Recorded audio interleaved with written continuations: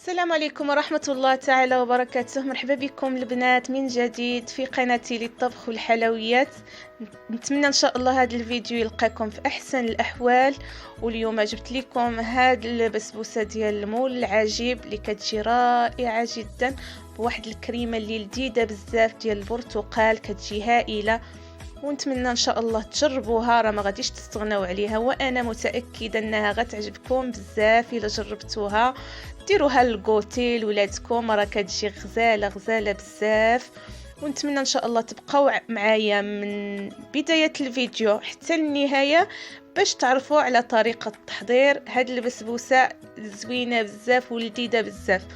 وبسم الله على بركه الله غنبداو بالمقادير ديالنا. عندي هنايا كاس عنبه ديال السكر، وكاس عنبه ديال الزيت، وكاس عنبه ديال البرتقال، وكاس عنبه ديال الحليب، وعندي 3 ديال البيضات، وواحد الليمونه اللي جمدتها في المجمد وحكيتها، وهذا هو الشكل ديالها اللي كتعطي واحد البنه هائله لهاد البسبوسه. وعندي 2 معالق ديال الكوكو، وعندي 1 ساشي ديال الفاني، و2 خمارات ديال الحلوى، وغنضيف معاهم 1 معلقه ديال الخميره ديال الحلوى. ما عنديش من هذه، ضفت ديال 8 غرام معلقه صغيره. هنا عندي هذا المول العجيب دهنته بالزبده ورشيت عليه الدقيق الابيض والسميده باش الكيك ديالنا ما يلصقش معنا ويجي الشكل ديالو زوين. خصكم ضروري من هذه العمليه. وعندي 2 كيسان ديال عنبه ديال السميده، وغتشوفوا معايا شحال اللي غيشيط معايا من هاد السميد. وغنبداو بسم الله. غنديروا البيض ديالنا اللي بحراره المطبخ، غنضيفوا عليه قبصه الملح اللي ما ذكرتهاش ليكم، اللي ضروريه في جميع الحلويات. هذه هي القبصه الملح ديالنا.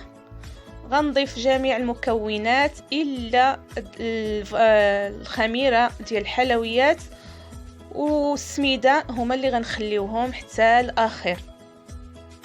هنا ضفت جميع المكونات، الليمون والكوك والزيت السكر، يعني كل شيء اللي ذكرت لكم في الاول ضفته، وخليت غير السكر غير السميده والخميره ديال الحلويات. غنطحن هاد المكونات جيدا ونرجع لعندكم. هذا هو الخليط ديالنا بعد ما طحنته مزيان. تقدروا تستعملوا الخلاط اليدوي، انا كنفضل الخلاط الكهربائي، كتجي بها الكيكه خفيفه وزوينه بزاف.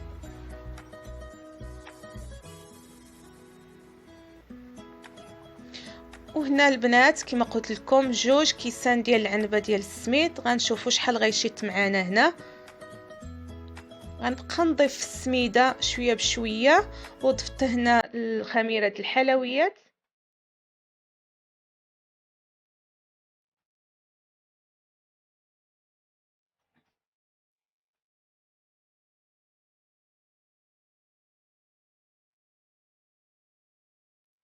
ونخلط هاد المكونات جيدا.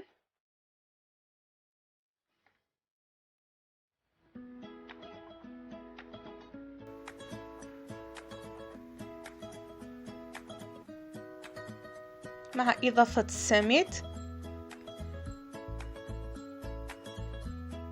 ونستمر على هذه الطريقة حتى نتحصل على الخليط والقوام اللي بغيت البنات. هذا هو القوام ديال البسبوسه ديالنا. ومن الدقيق او عفوا من السميد شط ليا 1 معلقه كبيره عامره ديال السميده. هذا الشيء اللي شط ليا من 2 كيسان ديال العنبه، يعني كنعطيكم مقادير مضبوطه. صافي هنا غناخذوا المول ديالنا كما قلت لكم، دهناه ورشينا عليه الدقيق والسميد، نضيفوا عليه هذا الخليط، والفران مشعول على 180 درجه. غنشعلوه من التحت، من طلع لينا وغادي يطيب لينا من التحت غنشوفوا واش طابت. الا طابت لينا نشعلوا لها من الفوق تحمر.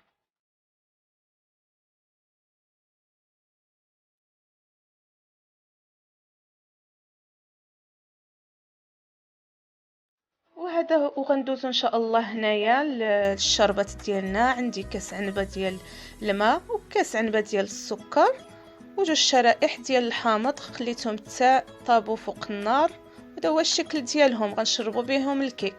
وبالنسبه الكريمه اللي غادي نديروها لهذا سميتو بسبوسه، عندي كاس عنبه ديال البرتقال، كاس عنبه ديال الحليب، ونصف الكاس، وعندي بشور ديال الليمونه وقشور ديال الليمونه اللي عصرتها، وواحد ساشي فاني، وجوج كيسان، جوج معالق ديال السكر، وجوج معالق كبارين ديال كريم باتيسير.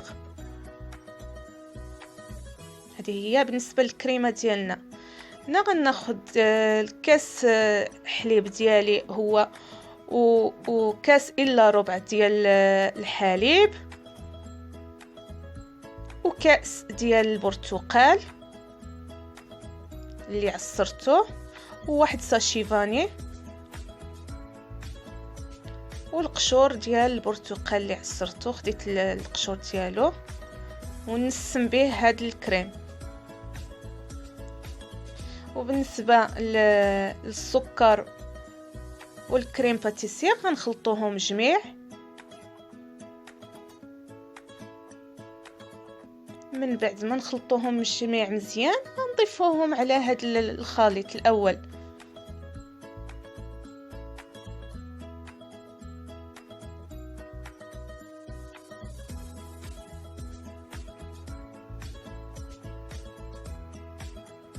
صافي هنا بعد ما خلطتهم مزيان غنضيفهم على هاد الحليب والبرتقال، وغادي نخلطوا هاد المكونات جيدا، نخلطوهم مزيان في البارد. من بعد غنحطوهم فوق النار حتى يعقدوا معنا وتكون الكيكه واجده.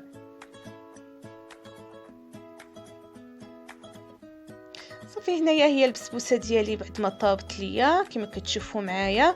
ها هي بعد ما دهنتها كما كتشوفوا على الجوانب ديالها، راه في الساعه غتحيد معايا منين تبرد، حيت دهنتها مزيان. خص ضروري تدهنوا مزيان باش دغيا تحيد معاكم.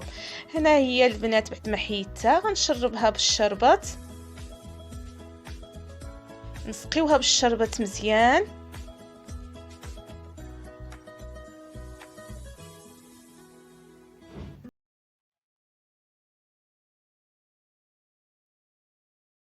الشربات كتكون هنا سخونه حيت الكيك ديالنا برد معانا. وهنا زينتها بالكوك كما كتشوفوا على الجوانب. هذا هو التزيين الاول اللي عملت ليها، والتزيين كيبقى اختياري. هذا هو التزيين اللي درت ليها. وغناخدو هنايا بعد ما زينتها بالكوك كامل من الجوانب، غناخدو الكريمه اللي صايبت معاكم ديال البرتقال